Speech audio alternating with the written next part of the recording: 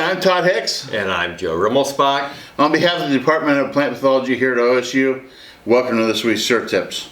Well, we're inside this week, Joe, because it's not raining.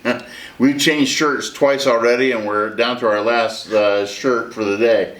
It's just nasty out there, and it's not going to get any better. So what have we been hearing? Well, for the past week or so, it's dollar spot. It's breaking through on greens and tees, especially breaking through your application windows. This is the time of year I kind of warn everybody, when the inoculum goes up, you got to shorten those windows.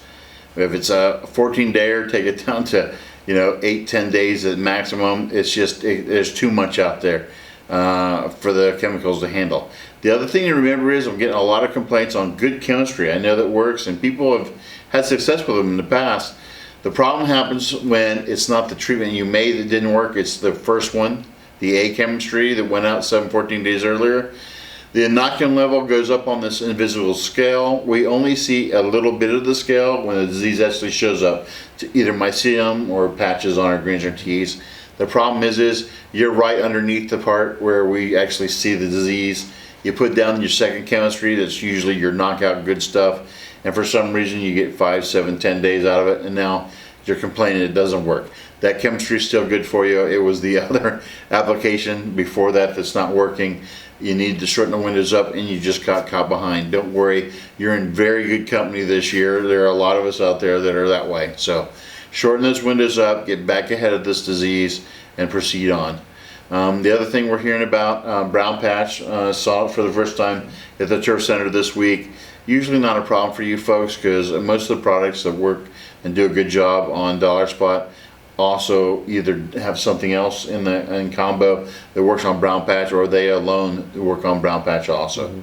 Anthracnose, it's just been nagging at the heels of some folks. Well, with this heat and stress, it's really going to come in. So if that's been a problem with you before, get out there early, use something on there that works really good.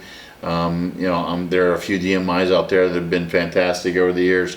Rotation with polyoxidizine salt seems to be very good, and also the SDHI family. There's some products in there that do a wonderful job, but get on top of this quick, because you don't want to have this multiple balls in the air at once trying to fight multiple front diseases.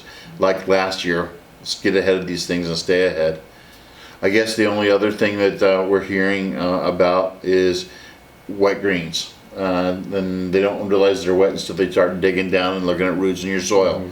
If you got poor drainage, lots of organic matter, things like that. Some of us have gotten way more water than others here in the state of Ohio, hard to believe. But get on there and vent them, open them up, get some air, dry them out as soon as you can and as often as you can.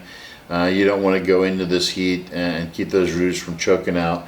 Besides the fact that we got a lot of invasive species this year, more than normal, it seems like. Poenia and Poitras seem to be a lot more prevalent than before because of last year's weather, and they're going to puke out on you because of the heat and stress. Give them wet roots, and things are just going to get bad real quick, real fast. That's what we're hearing on the golf side of things. Joe, what do you got? Okay. Follow up on a dollar spot. We are seeing it and getting some samples in on greens. Very unusual. Usually that's not a problem. And I think the things that Todd talked about, and maybe just poor, slow growth on greens, cool weather, growth regulators, whatever it may be, low fertility, they just aren't keeping up with it. And so they're very frustrated with not being able to control dollar spot on greens.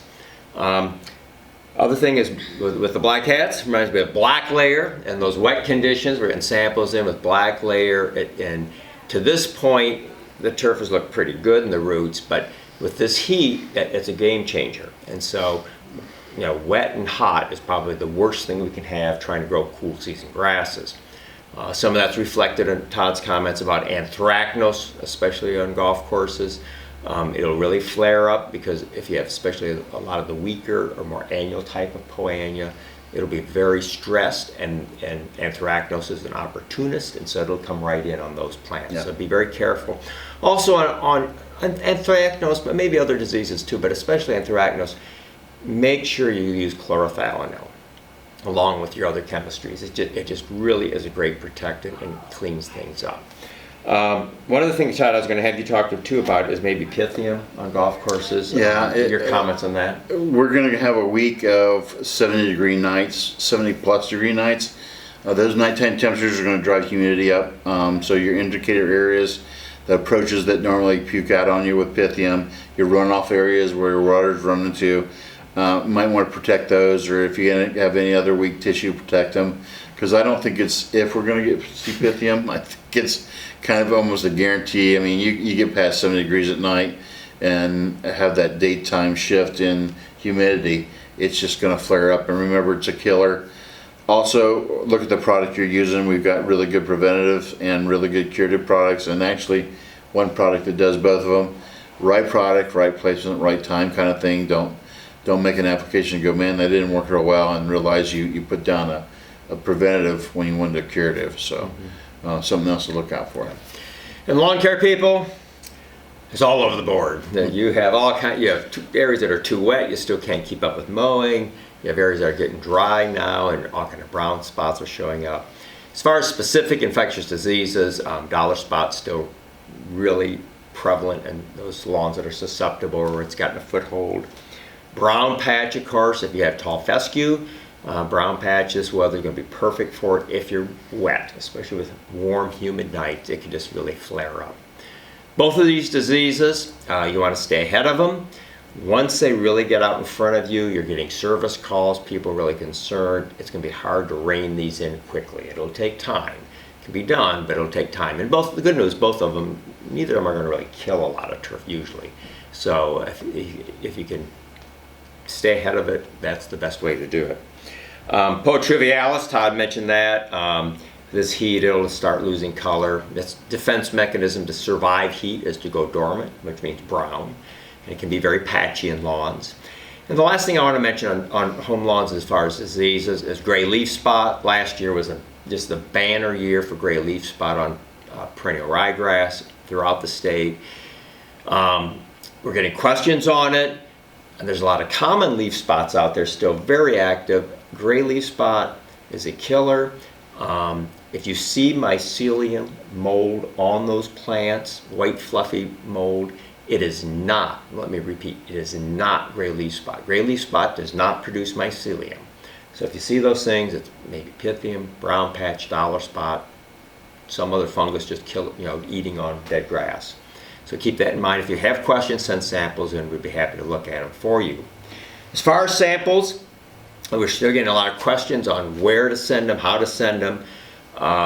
Look at our website, turfdisease.osu.edu, or go to the clinic's website and go to the turf sample tab. There are videos on how to send samples. There's files you can download the form, and they all come to Cotman Hall. That's where all the turf's handled these days. And so if you have questions, look at those sites, or give us a call if you have to. I want to wish all of you good luck out there to survive the heat. This is a really brutal time of year to be a cool season turf grass manager. And so with that, I just want to wish you the best. And if we can help you in any way, let us know. Big shout out to the folks that took time to come see us for our disease day last month. We had, 50 people-ish show up. It was hot. People were behind on mowing and spraying. So we understand you couldn't take time out. But for those of you that came, hope you had a good time, learned something. Remember, August 6th is the next field day for the whole turf team. So put that on your calendars. Come and see us. And as Joe said, this is the time of year you don't want to get creative. So KISS method comes in. Keep it simple, superintendents.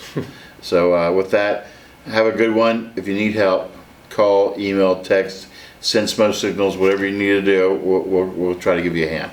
Take care. Good luck.